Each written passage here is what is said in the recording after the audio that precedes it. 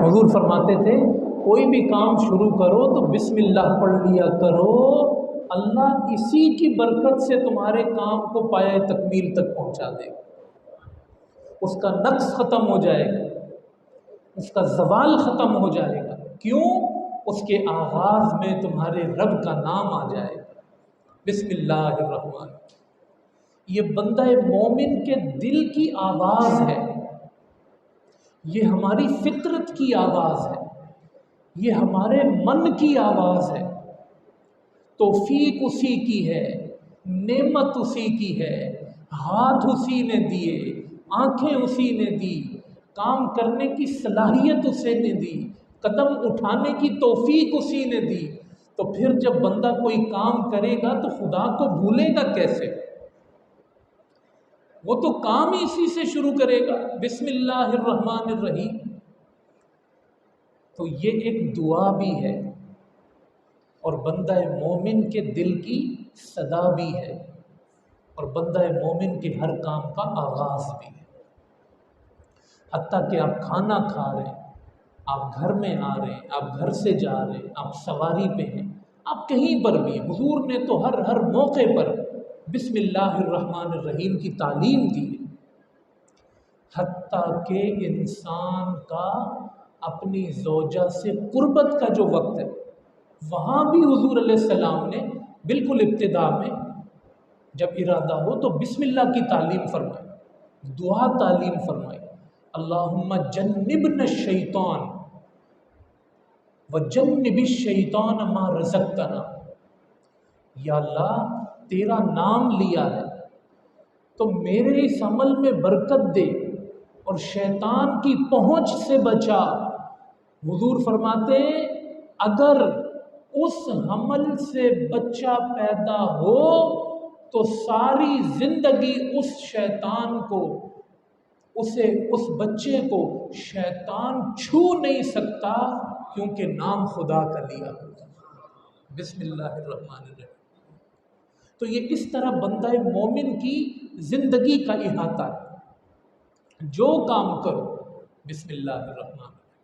اور آپ اس کا کمال دیکھیں، خوبی دیکھیں، اس کی دعا کا پہلو دیکھیں کہ جب اس کی عادت ہو جائے تو آپ مجھے بتائیں کہ بندے نے جب یہ طے کر لیا کہ میں نے کوئی کام بسم اللہ کے بغیر نہیں کرنا ہے، تو مجھے بتائیں کیا وہ کبھی غلط کام کر سکتا ہے؟ شراب سے پہلے کوئی پڑھے گا بسم اللہ؟ بسم اللہ الرحمن الرحیم یہ عہد ہے اس بات کا، میں نے زندگی میں وہی کام کرنے ہیں جنہیں میں خدا کے نام سے شروع کر سکوں۔ کام تو وہی ہے زندگی میں، جس کام پہ آپ بسم اللہ نہ پڑھ سکیں وہ کام نہ کریں۔ جب حضور یہ تعلیم دے رہے ہیں کہ اپنے ہر کام سے پہلے بسم اللہ پڑھو، تو بندہ مومن کا ہر کام کون سا ہوتا ہے؟ بسم اللہ والا ہوتا ہے۔ آپ کو لگے نا کہ اس کام سے پہلے بسم اللہ نہیں ہو سکتی، تو سمجھ جائیں اس میں بسم اللہ کی مدد نہیں ہے، اس میں شیطان کا اثر ہے۔ تو یہ ایک پورا عہد ہے، بسم اللہ الرحمن الرحیم، اللہ کے نام سے شروع جو بڑا مہربان اور نہایت رحم والا ہے۔ اور رحمان و رحیم کا اس میں تذکرہ، اس کی خوبی یہ ہے کہ 3 نام اللہ پاک کے، اس ایک چھوٹے سے جملے میں 3 نام اللہ کے، ایک اللہ کا ذاتی نام اور 2 اللہ کے صفاتی نام، وہ اس میں موجود ہے۔ جو نام ہے اللہ کا، اللہ ذاتی نام، اللہ اسے کہتے ہیں جو ساری صفتوں کا مالک، جو ساری خوبیوں کا مالک، جس میں ہر خوبی موجود ہو، جس میں ہر کمال موجود ہو، اسے اللہ کہتے ہیں۔ اور یہ اللہ ہی کی ذات کے ساتھ یہ نام خاص ہے۔ مومن بھی اگر اللہ سمجھتے ہیں تو اسی کی ذات کو سمجھتے ہیں اس نام سے، اور کافر بھی اپنے بتوں کو کوئی بھی نام دے دیتے تھے، مگر ان کی بھی جرت نہیں تھی کہ کسی بت کو اللہ کا نام دے۔ بت کو اللہ کبھی نہیں کہا انہوں نے، حضور کے آنے سے پہلے بھی۔ یہ نام ایسا باکمال ہے، یہ کہیں نہیں جچتا، یہ کہیں نہیں لگتا۔ اللہ وہی ہے، اللہ وہی ہے، اللہ وہی ہے۔ کافر بھی یہی کہتے تھے، اللہ وہی ہے۔ یہ بت ہمیں اللہ تک پہنچا دیتے ہیں۔ ما نعبدہم الا لیقربونا الی اللہ زلفیٰ، تو ہم ان کو سجدہ کرتے ہیں، ان کی عبادت کرتے ہیں، گمراہی کا شکار ہو۔ تو یہ اللہ اس کا ذاتی نام ہے، اور رحمان و رحیم اس کے صفاتی نام ہے۔ اور جب بندہ مومن آغاز میں، شروع میں اللہ کے یہ دو نام لے لیتا ہے تو وہ اپنا یہ ارادہ ظاہر کر لیتا ہے کہ میں اپنے کام کے آغاز میں بسم اللہ پڑھ کر یہ ظاہر کر رہا ہوں کہ یہ کام اس کے حوالے ہے جو رحمان بھی ہے اور رحیم بھی۔ مجھے بتاؤ، جب تمہارا کام رحمان کے ذمے ہو تو کوئی کمی رہے گی؟ ناکامی ہوگی، یقین کی بات ہے۔ اس اینگل سے اس کو اگر پڑھا جائے نا، بسم اللہ الرحمن الرحیم، میں نے سہارا لیا تو اللہ کی رحمت کا سہارا لیا۔ میں نے اگر شروع کیا ہے تو خدا کی رحمت کے سہارے شروع کیا ہے، تو بس پھر بات ہی ختم ہو گئی۔ تو بسم اللہ الرحمن الرحیم ایک عہد بھی ہے، یہ عہد کہ گناہ نہیں کروں گا، بغیر بسم اللہ والا کوئی کام نہیں۔ اور کام کے آغاز میں اس کی نیت، یہ تصور آ جائے، بسم اللہ الرحمن الرحیم، جب آپ رحمان الرحیم کہہ رہے ہوں تو آپ کے ذہن میں ہو کہ مجھے رحمت چاہیے، تو پھر آپ کا کام ہو گیا۔ تو یہ اللہ پاک کے دو صفاتی نام ہیں، اور اس لیے آپ صلی اللہ علیہ وسلم ہر موقع پر اس کی تعلیم فرمایا کرتے تھے۔ تو یہ تھوڑا سا تعارف میں نے آپ کے سامنے رکھا تعوذ کا اور تسمیہ کا۔ اس کے بعد بسم اللہ الرحمن الرحیم کے حوالے سے یہ بھی ایک بحث کی جاتی ہے کہ کیا یہ قرآن کی جہاں جہاں لکھی ہوئی ہے آیت ہے، پارٹ آف سورہ، یا صرف برکت کے لیے لکھی گئی؟ تو یہ جو سورت کا حصہ ہے نا، وہ تو جیسے میں نے حضرت سلیمان علیہ السلام والی آیت پڑھی سورہ نمل میں، تو وہاں یہ قرآن کا حصہ ہے، کیونکہ وہ بیچ سورت میں ہے، اِنَّهُ مِن سُلَيْمَانَ وَإِنَّهُ بِسْمِ اللَّهِ الرَّحْمَنِ الرَّحِيمِ۔ البتہ جو سورتوں کے شروع میں یہ لکھی گئی ہے، تو امام اعظم ابو حنیفہ رحمۃ اللہ علیہ فرماتے ہیں کہ وہ برکت کے لیے لکھی گئی، یعنی یہ سورت کا حصہ نہیں۔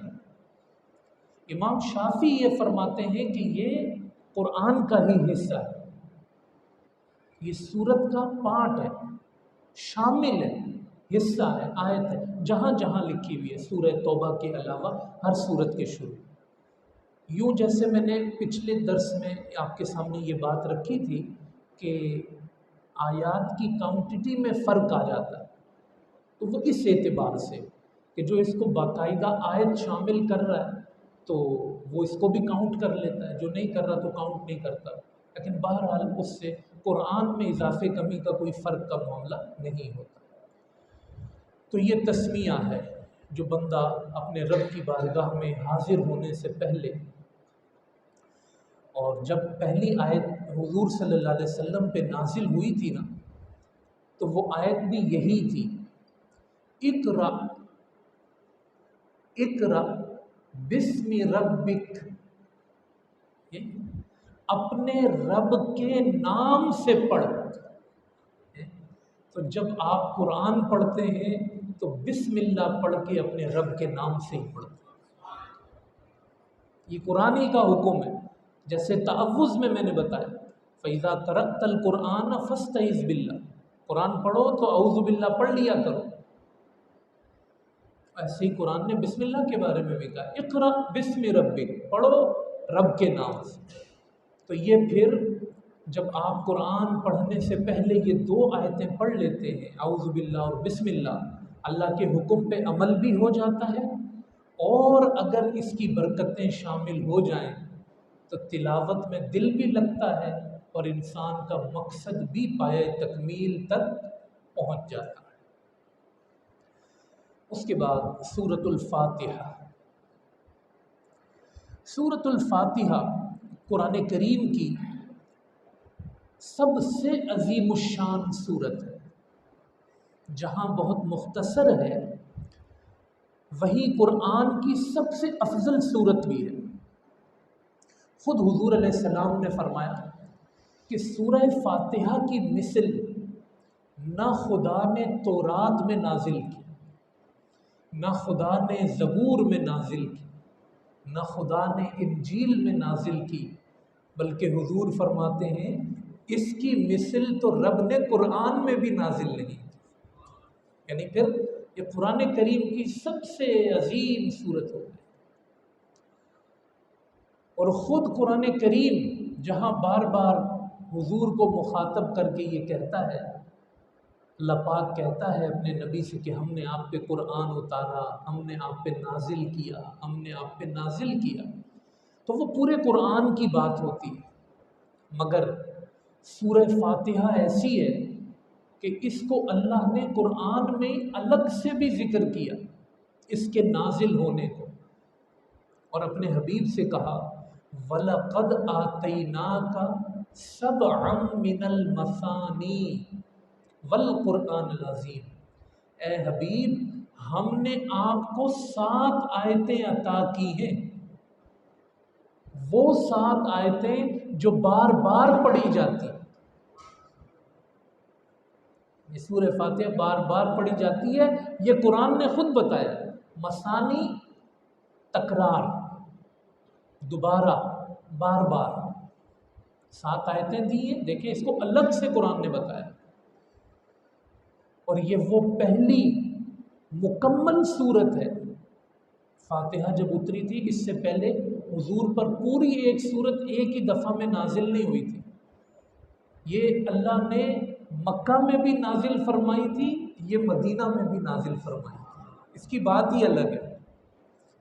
تو کہا ہم نے آپ کو 7 کو کہتے ہیں 7 مثانی عطا فرمائی، اور آپ کو قرآن عظیم ہم نے عطا فرمایا۔ اسی سورت کو ام القرآن بھی کہا گیا ہے۔ ام کے معنی ہوتے ہیں اصل، اور اس کو اساس القرآن بھی کہا گیا۔ اساس کے معنی بھی ہوتے ہیں بنیاد۔ تو یہ پورے قرآن کی اساس بھی ہے اور پورے قرآن کی بنیاد بھی ہے۔ اس سورت کو وافیہ بھی کہا گیا ہے، شافیہ بھی کہا گیا، کافیہ بھی کہا گیا، یعنی ایسی صورت ہے کہ اے بندہ مومن تجھے کافی ہو جائے گی، تجھے شافی ہو جائے گی، تجھے پوری پڑ جائے گی، تیرا کام پورا کر دے گی، ایسی صورت ہے۔ اور اس کا مشہور نام جو قرآن میں بھی لکھا ہوتا ہے فاتحہ۔ فتح یفتح کے معنی ہوتے ہیں کھولنا، تو یہ ایک کنجی ہے۔ قرآن کریم جب آپ کھولتے ہیں تو سب سے پہلے یہیں سے بات شروع ہوتی ہے، ابتدا یہیں سے ہوتی ہے، یہ افتتاح قرآن ہے، یہ قرآن کا ابتدائیہ ہے، یہ قرآن کے ماتھے کا جھومر ہے، یہ قرآن کی بنیاد ہے۔ یہ وہ چیز ہے کہ جس سے محبت کی جائے، جس کو بارہا پڑھا جائے۔ حدیث میں یہ بھی ہے کہ آپ صلی اللہ علیہ وسلم نے فرمایا کہ تمہارا رب کہتا ہے کہ سورہ فاتحہ میرے اور میرے بندے کے درمیان تقسیم ہے۔ اس کی 7 آیتیں، تو پہلی 3 آیتیں خدا کے لیے، اس کے حمد و ثنا، تعریف ثنا میں، اور آخری 3 آیتیں بندے کی دعا ہے، بندے کے لیے، اور جو بیچ کی آیت ہے 3 کے، رب کائنات فرماتا ہے اس کا آدھا ٹکڑا میرے لیے ہے اور آدھا ٹکڑا میرے بندے کے لیے۔ پوری تقسیم ہے اس کی، بڑی خوبصورت ترتیب ہے۔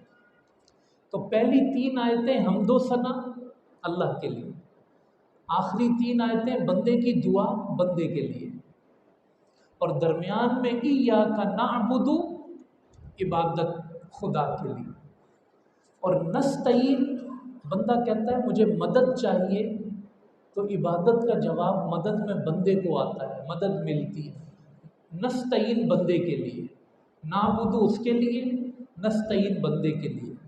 تو یہ تقسیم ہے اللہ اور رب کے درمیان، اور اللہ فرماتا ہے اپنے حبیب سے کہ اپنے امتیوں کو بتا دو جب وہ پہلے حصے میں میری حمد کر کے میرے پاس آتا ہے اور آ کے اپنا حصہ پڑھتا ہے تو مجھ سے جو مانگتا ہے میں اس کو عطا کر دیتا ہوں۔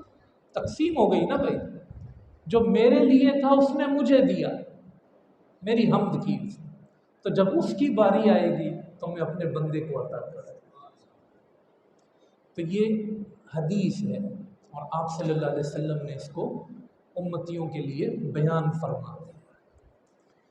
تو دیکھیں آپ کس طرح یہ جوڑ رہی ہے بندے کو خدا سے، خدا کو بندے سے، کیسے اس میں بندہ اپنے رب سے جڑ جاتا ہے۔ تو اس کے آغاز میں ہم اب دیکھتے ہیں، فرمایا کہ الحمدللہ رب العالمین، تمام تعریفیں اس اللہ کے لیے ہیں، رب جو پالنے والا ہے، العالمین سارے جہانوں کو۔ الحمد کے تو معنی ہے تعریف کے، کہ ساری تعریف، لیکن قرآن کریم میں یہ ذہن میں رہے کہ جہاں جہاں بھی الحمدللہ کا لفظ آیا ہے تو وہ عموماً شکرانے کے معنی میں آیا ہے، شکرانے کے معنی میں بندہ اپنے رب کا شکر ادا کر رہا ہوتا ہے۔ تو قرآن کریم کا جو آغاز ہے نا، سورہ فاتحہ کا بھی جو پہلا لفظ ہے وہ خدا کی حمد سے شروع ہے اور خدا کے شکر سے شروع۔ الحمدللہ، ایک بندہ اگر یہ سوچے کہ وہ پیدا ہوا، جو بھی دنیا میں پیدا ہوتا ہے، چھوٹے سے چھوٹا حیوان، بڑے سے بڑا حیوان، انسان، جو بھی دنیا میں پیدا ہو رہا ہے، وہ ذرا غور کرے کہ جیسے ہی وہ دنیا میں آیا، ایک خدا کا پورا نظام ہے جو اس کی خدمت میں لگ گیا۔ سورج اس کو فائدہ دے رہا ہے، چاند اس کو فائدہ دے رہا ہے، ہوائیں اس کو فائدہ دے رہی ہیں، زمین اس کو فائدہ دے رہی ہے کہ نہیں؟ تو اللہ پاک کا جو نظام ہے، جو سسٹم ہے، اس نظام میں اور سسٹم میں جب بندہ اپنی اس حیثیت پہ غور کرتا ہے، آپ اپنی ابتدا پہ غور کریں، اپنی زندگی کے ہر مرحلے پر غور و فکر کریں، تو آپ کو یہ جو آیت ہم نے پہلی آیت پڑھی ہے ابتدا میں، یہ آپ کو ایک فطرت کی آواز محسوس ہوگی۔ یعنی یہ بندے کے دل سے اگر کچھ نکل سکتا ہے نا شروع میں، تو وہ یہی لفظ نکلے۔ یہ انسان کی فطرت کے الفاظ ہیں، انسان کی دل کی صدا ہے۔ انسان اپنی ساری زندگی پہ، سارے عالم پہ غور و فکر کرے تو اس کی زبان سے کیا نکلے گا؟ الحمدللہ، الحمدللہ رب العالمین، جو سارے جہانوں کا پالنے والا ہے، ساری تعریفیں اسی کی ہیں اور میرا سارا شکر اسی کے لیے۔ تو آپ اس کو اپنی روح سے ریلیٹ کر لیں۔ سورہ فاتحہ کے پہلے جملے الحمدللہ رب العالمین، اور یہ سب کچھ ممکن نہ ہوتا اگر رب کی رحمت شامل حال نہ ہو۔ تو آپ دیکھیں دوسری آیت فوراً ہی ساتھ میں آئی، الرحمن الرحیم، بڑا مہربان، بہت رحم فرمانے والا۔ تو اب ان دو آیتوں کو آپ جوڑ کے دیکھیں، تمام تعریفیں اس اللہ کے لیے ہیں جو سارے جہانوں کا رب ہے، رحمان ہے، رحیم ہے۔ رب کے معنی ہوتے ہیں پالنے والا، اور سارے جہانوں کا پالنے والا۔ یہ بندہ اس بات کی، اس حقیقت تک پہنچ جائے کہ یہ نہیں کہ وہ سمجھے کہ میرا کام وہاں سے ہو رہا ہے اور میرا کام وہاں سے ہو رہا ہے۔ پہلی آیت میں سورہ فاتحہ کی یہ بتا دیا گیا ہے کہ جس کی تو حمد کر رہا ہے اور جس کا تو شکر ادا کر رہا ہے وہی رب العالمین ہے، ساری دنیا کا نظام وہی چلا رہا ہے۔ کوئی یہ کہے کہ جی زمین کا نظام، مشرک کہتے تھے کہ جی فلاں بت چلا رہا ہے، سورج دیوتا ہے، چاند دیوتا ہے۔ اللہ پاک نے فرمایا الحمدللہ رب العالمین، اس سارے نظام کو، ہر ایک کو پالنے والا، ہر ایک کی ضرورت کو پورا کرنے والا۔ ایک بچہ پیدا ہوتا ہے، وہاں سے لے کر اس کا بچپنا، اس کی جوانی، اس کے بڑھاپے تک، ایک ایک لمحے میں اسے کمال تک کس نے پہنچایا؟ اس نے پہنچایا کہ جو رب العالمین ہے۔ یہ معنی ہے رب العالمین کی، اور وہ رحمان ہے اور رحیم ہے۔ پچھلے درس میں یہ ذکر کیا تھا اشارتاً، اب یہاں اس کی صفت کے طور پہ دیکھیں آگے، ترتیب بھی وہی ہے جو بسم اللہ میں تھی۔ الرحمن اسے کہتے ہیں کہ جو رحم فرمانے والا ہو، مگر اس رحمت میں سب شامل ہو۔ یہ صفت اس کی جلوہ گر ہوتی ہے دنیا، اور دنیا آخرت سے پہلے ہے۔ تو دیکھیں یہ صفت بھی اللہ نے پہلے ذکر کی ہے، الرحمن، وہ دنیا میں رحمان، کافر بھی اس کی رحمت سے مستفید ہو رہے ہیں، کسی کو کمی نہیں ہے۔ الرحمن الرحیم، الرحیم اسے کہتے ہیں جو مومنوں پہ رحم فرمانے والا۔ تو مومنوں پہ رحمت آخرت میں اس کا خاص جلوہ ہوگا۔ دنیا میں تو سب پہ رحمت ہے، مگر آخرت میں اس کی رحمت کا جلوہ مومنوں پہ ہوگا۔ تو اس کو بعد میں ذکر کیا، جو سارے جہانوں کا پالنے والا ہے وہی ہے جو دنیا میں بھی رحم فرمانے والا ہے اور آخرت میں بھی رحم فرمانے والا ہے۔ پھر تیسری آیت میں دیکھیں، فرمایا کہ مالک یوم الدین، قیامت کے دن کا مالک۔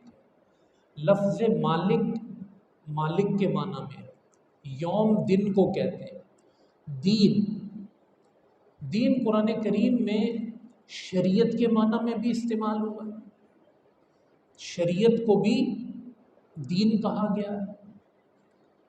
جو بادشاہوں کا قانون ہوتا ہے، حضرت یوسف علیہ السلام کے واقعے میں ما کان لیأخذ اخاہ فی دین الملک، بادشاہ کا قانون، جو اس بادشاہ کا قانون تھا، تو بادشاہ کے قانون کے لیے بھی دین کا لفظ استعمال ہوا ہے، اور جزا کے لیے بھی دین کا لفظ قرآن میں استعمال ہوا ہے۔ شریعت، قانون اور جزا۔ وَإِنَّ الدِّينَ لَوَاقِعٌ، قرآن کہتا ہے کہ جزا واقع ہوگی۔ تو یہاں تیسرے معنی میں ہے मालिक यौम الدین کا معنی کیا ہے؟ وہ مالک ہے روز جزا کا، وہ مالک ہے بدلے کے دن کا۔ تو اب یہ دیکھیں پہلا حصہ کمپلیٹ ہو گیا۔ آپ سمجھ لیں یہ تینوں مل کے ایک آتے تو تین ہیں، لیکن تینوں کا مفہوم اب ایک مفہوم ہے، کمپلیٹ ہو گیا، اور آپس میں بڑا خوبصورت ربط ہے ان کا۔ تو بات شروع ہوئی خدا کی حمد سے، شکر سے، پھر بات پہنچی سارے نظام کو چلانے کی، پھر بات ہوئی کہ یہ سب اس کی رحمت کی وجہ سے ہو رہا ہے، اور بات یہاں لا کے کمپلیٹ ہوئی کہ مالک یوم الدین۔ اب اس میں ربط آپ دیکھیں، بڑا خوبصورت ربط ہے کہ بھئی رحمت اسی کی، کھلا وہ رہا ہے، پلا وہ رہا ہے، عطا وہ کر رہا ہے، بخششیں اس کی ہیں، نویدیں اس کی ہیں، عطائیں اس کی ہیں۔ تو مجھے بتاؤ، وہ بندوں سے پوچھتا ہے کہ یہ اس لیے ہے کہ تمہیں دنیا میں بھیجنے کا کوئی مقصد نہیں؟ یہ رحمت اس لیے ہے کہ تم اسی کی نافرمانی میں لگ جاؤ اور زندگی عیاشی کا نام بن جائے، اور زندگی ضیاء کا نام بن جائے، زندگی لغو کا نام بن جائے؟ یہ مطلب ہے اس کی رحمت عطا کرنے کا؟ فرمایا نہیں، یہ پہلو یاد رکھنا، وہ رحمت فرما رہا ہے لیکن وہ جزا کے دن کا بھی مالک ہے۔ ایک دن آئے گا وہ تمہارے عمل کا بھی محاسبہ کرے، تم سے پوچھ گچھ کرے گا کہ تم نے یہ ناجائز کیوں کیا، اور اس کی رحمت کا جواب یوں کیوں دیا تم۔ اس کے بغیر بات کمپلیٹ ہی نہیں ہوتی۔ لوگ کہتے ہیں نا جی نرم دلی کی بات کریں، رحمت کی بات کریں، اچھا جی جواب میں کچھ بھی ہو، جیسے کہتے ہیں نا کہ حضور صلی اللہ علیہ وسلم رحمت للعالمین ہیں، حضور کی رحمت کی کیوں نہیں بات کرتے ہو؟ ٹھیک ہے جی، بات ہو گئی حضور کی رحمت کی، لیکن آپ یہ بتائیں کہ حضور کا قانون کیوں نہیں آپ نافذ کرتے؟ حضور کی بات کیوں نہیں مانتے آپ؟ یہ کون کرے گا؟ آپ کو تو حضور کی رحمت مل گئی، وہ رحمت للعالمین ہے، مگر آپ نے ان کے دین کے لیے کیا کیا یہ تو بتائیں۔ آپ اس کو یہاں جوڑ کے دیکھیں، الرحمن الرحیم مالک یوم الدین، قیامت پہ بات آ گئی، بدلے پہ بات آ گئی، رحمت دی، بدلہ مانگ، بدلہ بھی دیں گے آپ۔ یہ رب میں نے آسان لفظوں میں کوشش کی آپ کے سامنے رکھ دوں، یعنی یہ ذمہ داری کی طرف بھی اشارہ ہے۔ اللہ کی رحمت کا جواب کیا دے رہے ہیں آپ؟ حضور کی رحمت للعالمین کا جواب کیا دے رہے ہیں آپ؟ یہ ہے مالک یوم الدین، یہ ایک تنبیہ ہے، یہ ایک ڈرانے کا پہلو ہے، یہ ایک بات کو کمپلیٹ کیا جا رہا ہے، ایک حصے کو۔ تو اب یہاں بات آ کے پھر مکمل ہو جاتی ہے کہ وہ بدلے کے دن کا مالک ہے، اور اس دن کے لیے آپ نے تیاری رکھنی۔ چوتھی آیت میں فرمایا ایاک نعبد و ایاک نستعین، ہم تیری ہی عبادت کرتے ہیں اور تجھ ہی سے مدد چاہتے ہیں۔ یہ جو ایاک ہے نا دونوں جگہ پہ، ایاک نعبد ایاک نستعین، یہ آبجیکٹ ہے۔ عربک میں یہ ہوتا ہے کہ ورب پہلے آتا ہے، جیسے انگلش میں سبجیکٹ پہلے آتا ہے، تو عربک میں ورب پہلے آتا ہے، ورب سبجیکٹ آبجیکٹ، فعل فاعل مفعول، یہ عربک کی ترتیب ہے۔ مگر یہاں آپ دیکھیں گے ایاک کا آبجیکٹ ہے، مفعول ہے، اور نستعین اور نعبد ورب ہے، فعل ہے۔ تو اگر عربک کی ترتیب ہوتی تو ایاکا کو بعد میں آنا چاہیے تھا، فعل پہلے آتا، آبجیکٹ بعد میں آتا، مگر یہاں آبجیکٹ پہلے آ گیا۔ اس کا فرق کیا پڑا؟ عربی میں کسی چیز کو اگر بعد میں آنا ہو اور وہ پہلے آ جائے تو معنی میں فرق پڑ جاتا ہے۔ فرق بھی بڑا سمپل سا ہے مگر ہے بہت بڑا۔ اگر ایاکا بعد میں آتا اور فعل پہلے آتا نعبد، اور نستعین پہلے آتا اور ایاکا بعد میں آتا، تو اب ترجمہ یوں ہوتا: ہم تیری عبادت کرتے ہیں، ہم تجھ سے مدد چاہتے ہیں۔ لیکن جب ایاکا پہلے آیا اور نستعین میں بھی ایاکا پہلے آیا، اب اس کا معنی یہ ہوا ہم تیری ہی عبادت کرتے ہیں۔ پہلے میں جو آپ کا معاہدہ ہے وہ کمپلیٹ نہیں ہوا۔ آپ کہتے ہیں کہ میں چاول کھاتا ہوں، تو اس کا مطلب ہے آپ چاول کھاتے ہیں تو روٹی بھی کھاتے ہیں۔ اور آپ کہیں میں چاول ہی کھاتا ہوں یا روٹی ہی کھاتا ہوں، ہی کا کیا مطلب؟ حصر ہو گیا، بند کر دیا۔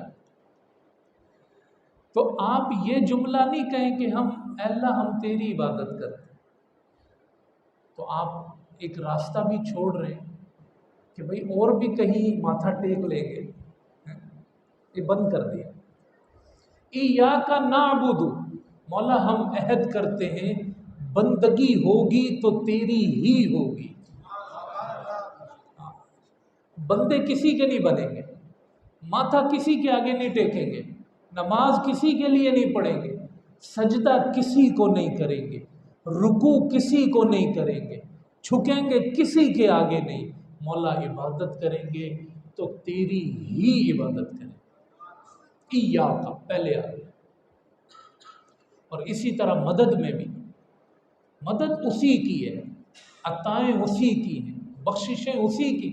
دنیا میں کچھ کسی کا ہے ہی نہیں، بس زمین اس کی، آسمان اس کا، ہوائیں اس کی، مخلوقات اس کی، سیارے اس کے، تو کوئی دوسرا کیسے مدد کرے گا؟ تو مدد وہی کرتا ہے، وہ ذریعے بنا دیتا ہے، کسی بھی ذریعے سے وہ آپ کی مدد کرتا ہے، مدد وہی کرتا ہے۔ فرشتے جو ہے وہ تقسیم رزق پر مامور ہیں، ہوائیں چلانے والے کام کر رہے ہیں، نبیوں کے ہاتھوں سے وہ آپ کو عطا کر دیتا ہے، وہ ذریعے الگ رہے مگر عطا وہی کرتا ہے، مانگنا اسی سے ہے۔ اور عبادت جو ہے نا، عبادت یہ کہتے ہیں خشوع و خضوع کی انتہا، عاجزی کی انتہا۔ دیکھیں عاجزی کی مختلف شیپس ہیں، آپ کسی سے بھی بات کرتے ہیں عاجزی سے بات کرتے ہیں، جو جس کے لیے مناسب ہے۔ ایک عاجزی اتنی بڑھ جاتی ہے، اس کی جب عاجزی کی انتہا ہو جاتی ہے نا، اس کو کہتے ہیں عبادت۔ اور وہ عبادت عاجزی کی انتہا صرف اللہ کے لیے،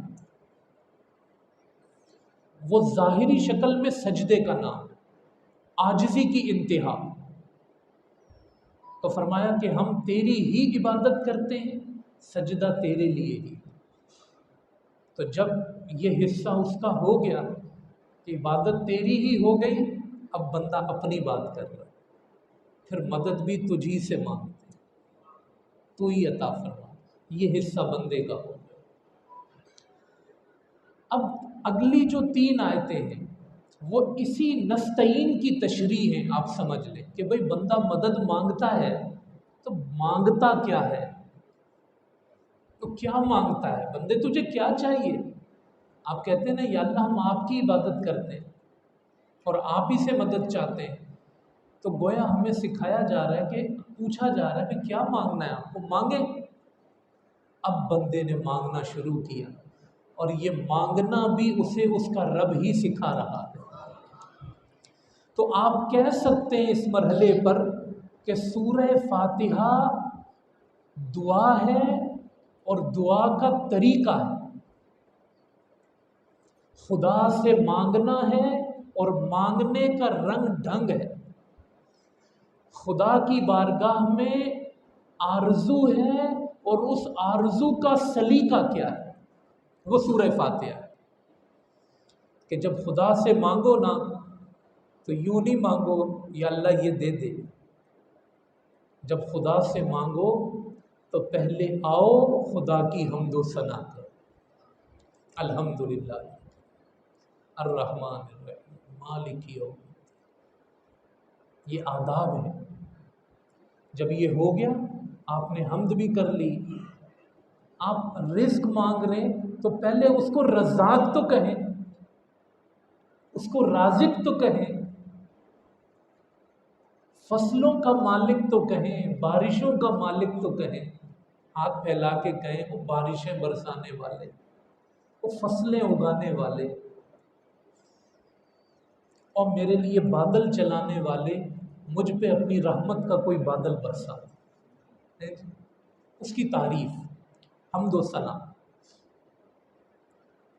پھر دوسرے نمبر پر ایاک نعبد، اپنی عاجزی کا بھی اظہار،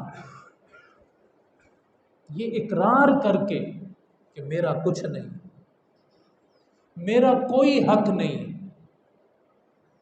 ایاک نعبد و ایاک نستعین یہ بتا رہا ہے کہ ہمارا کوئی استحقاق نہیں ہے، مولا ہم تیرے عاجز بندے ہیں، ہمارا کیا حق بنتا ہے؟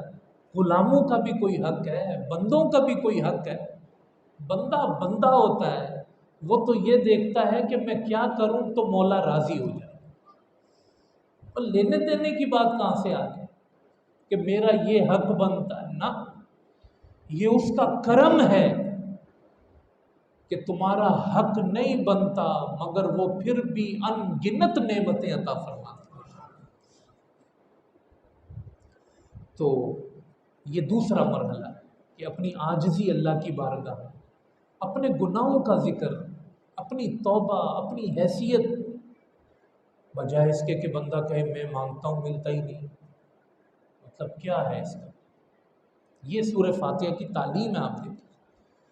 جب یہ ہو جائے تو تیسرے مرحلے پر اب آ جائیں، اہدنا الصراط المستقیم، اے اللہ مجھے سیدھا رستہ عطا فرما، صراط مستقیم عطا فرما، اہدی چلا نہ ہمیں صراط مستقیم۔ حضور علیہ السلام نے ایک دفعہ یوں سیدھی لکیر کھینچی، فرمایا یہ صراط مستقیم، اور یوں لکیریں کھینچی دائیں بائیں، فرمایا یہ پگڈنڈیاں، یہ پگڈنڈی یہ شیطان نے ڈالی، کہ تم یہ سیدھے رستے پہ جا رہے ہو، کوئی یہاں سے کھینچے گا، کبھی یہاں سے کھینچے گا، کبھی یہاں سے کھینچے گا، کبھی تھوڑا سا ہی چلے ہو تو پہلی پگڈنڈی سے اتر جاؤ، کبھی تھوڑا سا آگے گئے ہو دوسری پگڈنڈی سے کھینچ لے، کبھی بہت آگے چلے گئے ہو تیسری پگڈنڈی سے اتار لے۔ حضور نے فرمایا یہ جو سیدھا چلتا رہتا ہے نا، یہ صراط مستقیم، یہ مانگا جا رہا ہے، اس کی حضور نے یہ تفسیر کی ہے، سیدھی لائن کھینچی ہوئی۔ آپ کہیں کہ جی میں 4 نمازیں پڑھتا ہوں، کبھی یہ بھی پی لیتا ہوں، کبھی وہ بھی کر لیتا ہوں، تو اس کا مطلب ہے آپ پگڈنڈیوں پہ چلنے کے عادی ہیں، آپ خدا سے نہ صراط مستقیم مانگ رہے، کیونکہ میں نے پہلے حدیث بیان کی کہ اللہ فرماتا ہے جو مجھ سے مانگتا ہے میں اس کو دیتا ہوں۔ ہاں، خدا سے سیدھا رستہ مانگو اور وہ نہ دے، یہ کیسے ہو سکتا ہے؟ آپ مانگ ہی نہیں رہے، آپ نماز میں جا ہی نہیں رہے، آپ کو توجہ ہی نہیں ہے، آپ کی لگن ہی نہیں ہے، اہدنا الصراط المستقیم کا مطلب ہی نہیں پتا آپ کو کہ آپ نے خدا سے مانگ کیا لیا۔ اس نے انتظام دیکھیں، وضو کرایا آپ کو، آپ کے کپڑے پاک کروائے، آپ کی جگہ پاک کروائی، قبلے کی طرف آپ کو پھیرا، کہا اب مانگ، اہدنا الصراط المستقیم۔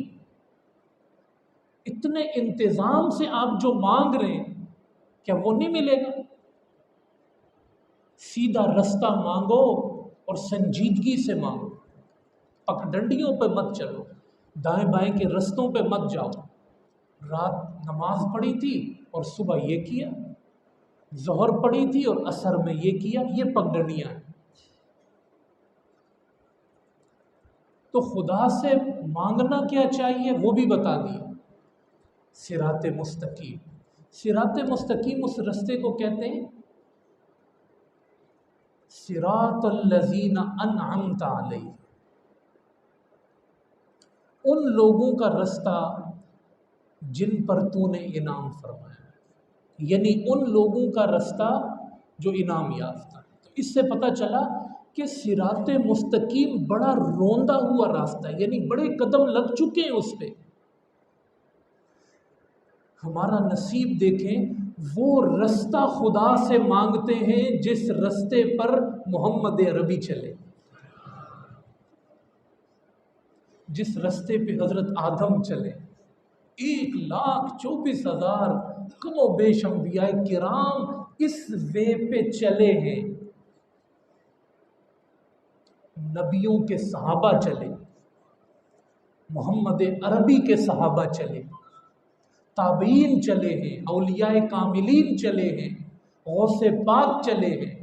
وہ رستہ آپ مانگ رہے، یہ کوئی انہونی چیز نہیں آپ نے مانگی ہے، یہ بڑا رستہ ہے، اس پہ محمد عربی نے چلنے کو فخر سمجھا۔ یا اللہ مجھے سیدھا رستہ دے، اور اس پہ چلے۔ وہ ہم مانگتے ہیں اپنے رب سے، صراط الذین انعمت علیہم۔ اب دیکھیں دونوں وے ہیں اس میں، آپ صراط مستقیم مانگنے کے بعد چلنے والوں کا مانگ رہے اور پگ ڈنڈیوں سے پناہ مانگ رہے۔ تو پہلے پوزیٹو وے، صراط الذین انعمت علیہم، ان لوگوں کا رستہ عطا فرما کہ جن پر آپ کا انعام ہوا ہے۔ کس پر انعام ہوا؟ انعم اللہ علیہم من النبیین والصدیقین والشہداء والصالحین۔ یا اللہ وہ رستہ عطا فرما جس پر نبی بھی چلے ہیں، صدیق بھی چلے ہیں، شہداء بھی چلے ہیں اور صالحین بھی چلے ہیں۔ اللہ وہ رستہ ہمیں عطا فرما۔ تو ہمیں کس کا رستہ چاہیے؟ منعم علیہم ان کو کہا جاتا ہے جن پر انعام ہوا۔ 3 رستے ہیں سورہ فاتحہ۔ پہلا رستہ یہ ہے انعام یافتہ لوگوں کا رستہ، یہ بندہ مومن مانگ رہا ہے اللہ پاک سے۔ آخری آیت میں، آخری حصے میں فرمایا کہ غیر المغضوب علیہم، یہ دوسرا رستہ ہے۔ پوزیٹو وے ہو گیا کہ ہاں جس پر یہ چلے ہیں وہ دینا، غیر المغضوب علیہم، نہ ان لوگوں کا رستہ جو غضب، جن پر غضب ہوا، آپ کا جن پر غضب ہوا، ان کا رستہ ہمیں۔ قرآن کریم نے جن لوگوں پہ غضب کا ذکر کیا ہے نا، وہ یہودی ہیں، جن کے بارے میں قرآن نے کہا ہے کہ من لعنہ اللہ علیہ وغضب علیہ، اللہ نے ان پہ لعنت کی، ان پہ غضب کیا۔ یہ مغضوب غضب سے ہے، غضب غصہ، غضب علیہ، ان کو بندر بنایا اور ان کو خنزیر بنایا تھا، قرآن فرماتا۔ تو وہ لوگ کہ جو بہت زیادہ شدت سے انہوں نے خدا کی نافرمانی کی، ان کا رستہ نہ، انتہا پسند، اتنے انتہا پسند تھے ظالم کہ نبیوں کو قتل کر دیتے تھے۔ انہوں نے، یہودیوں نے نبیوں کو قتل کیا ہے، دنیا کو سود انہوں نے دیا ہے، دنیا کو قتل انہوں نے دیا ہے، بے باکی انہوں نے دی ہے، نبیوں کی توہین۔ آپ آج ورلڈ ایشو آپ دیکھتے ہیں نا، یہ ان خبیثوں کا ہے۔ جو نبی کو مار سکتا ہے کیا ہے پھر؟ کوئی حیثیت ہے اس کی نظر میں؟ یہ مغضوب علیہ، تو ہم ہر نماز میں ہر رکعت میں اللہ سے یہ دعا کرتے ہیں، یا اللہ یہ بے باکی نہیں دینا، وہ عمل اتنی شدت کی ہمیں گمراہیاں نہیں دینا کہ یا اللہ جن پر تیرا غضب ہو گیا، غیر المغضوب علیہم۔ یہ دوسرا رستہ ہے، ایک ہے منعم علیہم، ایک ہے مغضوب علیہم، اور تیسرے ہیں ولضالین۔ اس کے معنی تو ہیں گمراہ، اور مفسرین نے لکھا کہ اس سے مراد ہیں عیسائی۔ ہماری سابقہ تاریخ میں ایک یہود آگے اور دوسرے عیسائی۔ یہ نرمی میں، جیسے وہ شدتوں میں آگے چلے گئے، یہ نرمی میں بہت آگے نکل، اور اتنے آگے گئے کہ حضرت عیسیٰ کو خدا کا بیٹا بنا دیا۔ تو آپ کے اندر دو کیفیتیں، اشتعال اور محبت۔ تو آپ کے اشتعال کو بھی ایک اعتدال چاہیے، میانہ روی چاہیے، اور آپ کی محبت کو بھی ایک میانہ روی چاہیے۔ نبیوں کو خدا کا بیٹا بنا دیا، نبیوں کو خدا بنا دیا، یہ کہاں کی محبت ہے؟ حضرت علی رضی اللہ تعالیٰ عنہ کے بارے میں آپ کئی لوگوں کا نظریہ سنتے ہوں گے، یہ سارے نبیوں سے افضل ہے۔ آپ ان کا جو مقام ہے وہ تسلیم کریں گے، یہ محبت ہے ان سے، جو ان کا مقام ہے۔ آپ کہیں کہ مولا علی جو ہیں وہ نبیوں سے افضل ہیں اور مولا علی خدا بن گئے، یہ بھی نظریہ ہے۔ کیا اس سے مولا علی خوش ہوں؟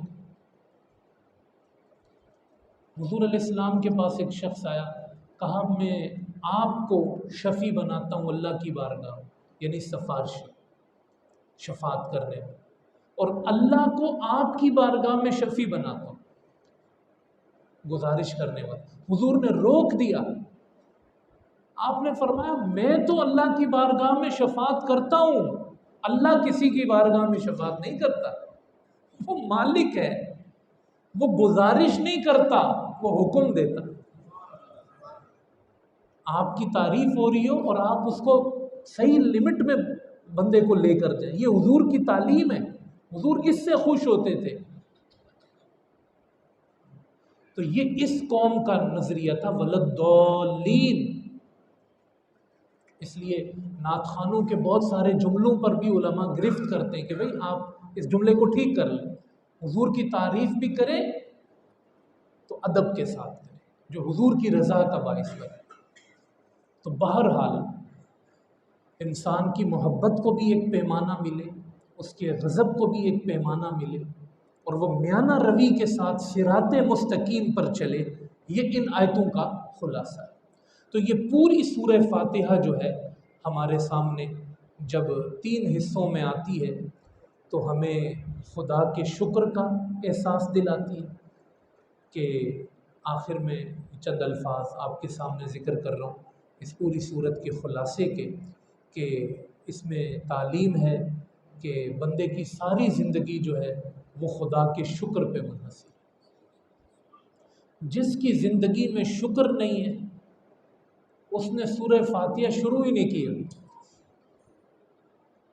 تو زندگی کے ہر موڑ پہ یہ جملہ زبان پہ رہے، الحمدللہ، خدا کا شکر ہے، اور خدا کی جتنا ذکر خدا کا کر سکیں، الحمدللہ رب العالمین الرحمن الرحیم مالک یوم الدین، جتنا آپ خدا کا ذکر کر سکتے ہیں یہ خدا کا ذکر ہے۔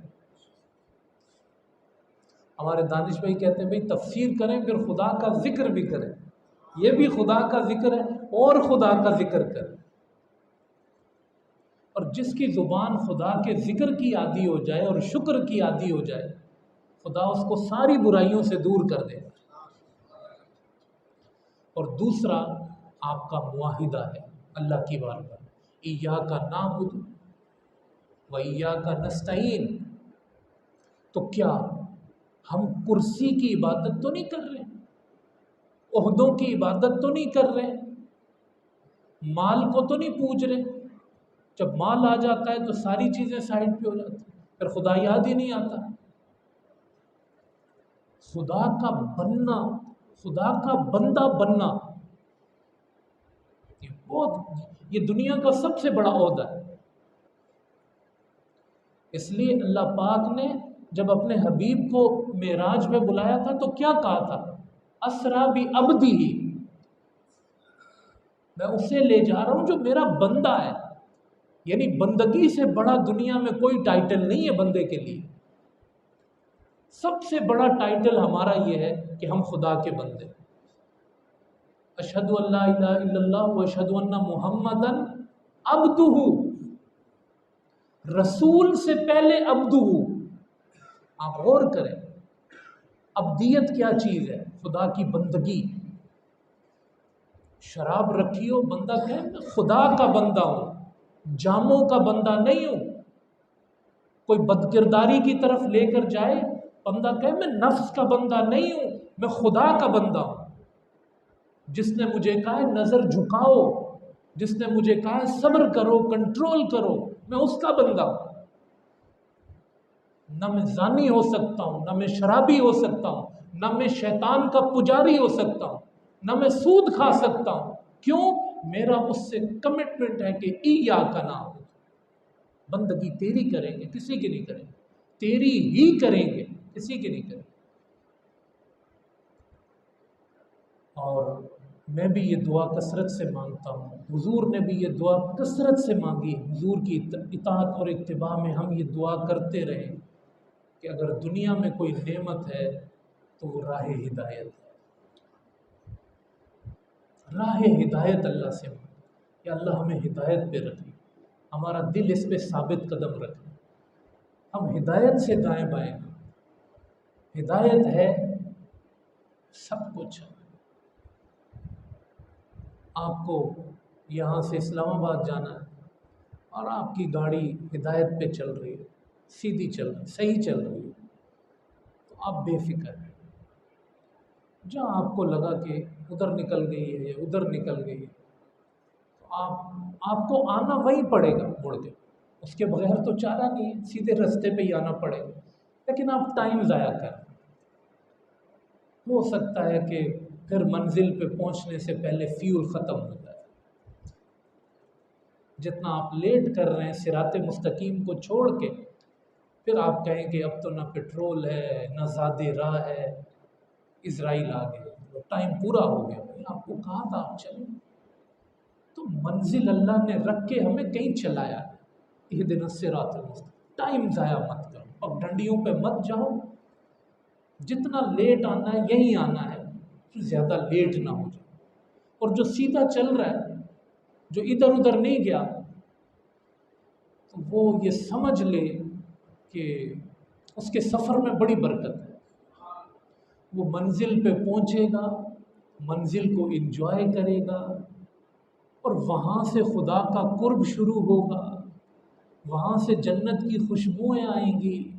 جب وہ قبر میں اترے گا تو کھڑکی پہلے سے کھلی ہوئی، منزل کا بندہ ہے، یہ یہیں کا ہے بھائی۔ تو ہم اپنی قبر میں کھڑکی بھی خود کھولتے ہیں جنت کی، اور جہنم کی کھڑکی بھی خود کھولتے ہیں۔ یہ ہے اہدنا الصراط المستقیم صراط۔ اللہ ہمیں ہماری اولادوں کو ہدایت پہ رکھے، صراط مستقیم پہ رکھے، استقامت دے اس رستے کی اللہ پاک ہم سب کو۔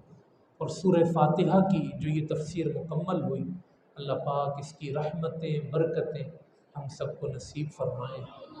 وما علینا الا البلاغ۔